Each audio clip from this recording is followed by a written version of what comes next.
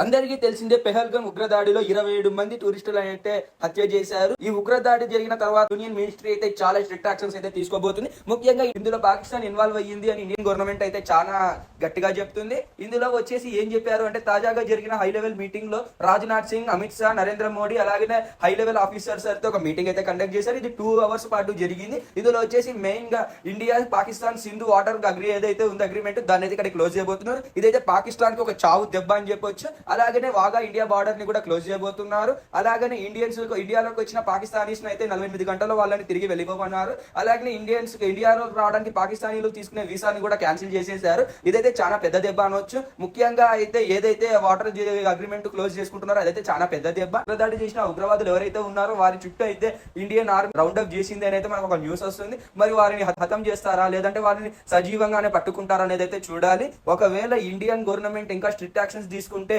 2019 లో చేసిన air strikes వంటివి అయితే చేయొచ్చు అని నేను అనుకుంటున్నాను. మరి మీరేమనుకుంటున్నారో అదైతే ఖచ్చితంగా కామెంట్ చేయండి. ఆ 27 మంది మరణించిన వారికి అయితే నా ప్రగాఢ సానుభూతిని తెలుపుతున్నాను. వారి కోసం కామెంట్ సెక్షన్ రిప్ అనే పదాన్ని అయితే ఖచ్చితంగా రాయండి. ఈ వీడియో నచ్చితే లైక్ చేసి, కామెంట్ చేసి, షేర్ చేసి, సబ్స్క్రైబ్ అండ్ ఫాలో చేస్తారని కోరుకుంటూ ఇట్లు మీ నడిపల్లి చిన్ని కృష్ణ శర్మ సైనింగ్ ఆఫ్. జై హింద్, జై శ్రీరామ్, భారత్ మాతాకు జై.